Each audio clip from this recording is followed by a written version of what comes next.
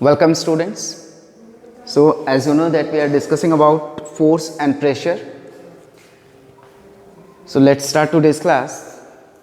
As I had already told you much more things regarding force and its SI unit is Newton. बेटा इसकी जो SI unit है force को measure हम कैसे करते हैं? न्यूटन में मेज़र करते हैं. And I hope all of you know well about Isaac Newton. Second thing, the effect produced by a force on an object depend on two factors. बेटा फोर्स जब भी लगता है तो इफेक्ट प्रोड्यूस होता है और वो इफेक्ट दो फैक्टर्स पे डिपेंड करता है. पहला फैक्टर क्या होता है? Magnitude of force. जो पहला फैक्टर है वो क्या होगा? Magnitude of force. Magnitude of force means greater force greater its effect. Magnitude जितना ज़्यादा होगा इफेक्ट उतना ज़्यादा होगा. ओके ये आप सभी लोग जानते हैं, प्रैक्टिकली भी आप लोग एक्सपीरियंस करते ही होंगे भाई कि फोर्स जितना ज़्यादा लगाएंगे इफेक्ट उतना ही ज़्यादा दिखता है हमें. Second thing, area over the force is applied. Area over which the force is applied, वो एरिया जिस पे फोर्स अप्लाई किया जा रहा है. तो इसका मतलब क्या हुआ भाई?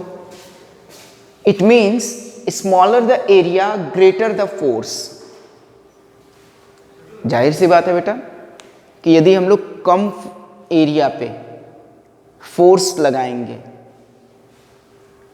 और वही एरिया यदि बढ़ा दी जाए वहां पे फोर्स लगाएंगे, दोनों के कंपैरिजन में इफेक्ट ज़्यादा कहाँ हमें देखने को मिलेगा? वहां पे देखने को मिलेगा जहां की एरिया क्या होगी? कम होगी, स्मॉल होगी. Okay so this is about force, but we can say that कि ये क्या था? ये हमारे लिए एक स्टार्टअप था प्रेशर को लेकर के. प्रेशर होता क्या है? How to define pressure? Pressure is defined as the force exerted per unit area. Per unit area पे यदि फोर्स एक्सर्ट किया जा रहा है that is known as pressure. We can find it as pressure is equal to force upon area over which the force acts. Clear? And as I have written this formula, from here you can conclude that smaller the area over which force acts greater the pressure. means smaller area जो होगी बेटा, यदि हम force लगाते हैं smaller area पे तो जो प्रेशर होगा दैट इज ग्रेटर. अंडरस्टैंड? वो क्या होगा? वो ग्रेटर होगा. Understand? Next thing, force acts. How force acts? So one thing all of you have to keep in your mind that whenever we are going to define pressure and there comes the force, जब भी हम बेटा pressure को define करने जाएंगे वहां पे force मिलेगा तो फोर्स किस तरह से एक्ट करता है वो जान लेते हैं. So while describing pressure, force acts perpendicular to the area on which it acts. जिस एरिया पे भी फोर्स एक्ट कर रहा होगा तो वो एक्ट कैसे करेगा? That acts perpendicular to that area. वो क्या करेगा? वो उस एरिया पे परपेंडिकुलर एक्ट करेगा. Next thing about units of pressure. So it's SI unit is Newton per square meter.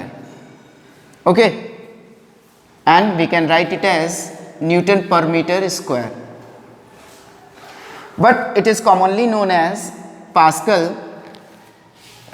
named after the French scientist Blaise Pascal. Okay, I hope whatever I am telling you that is clear to all.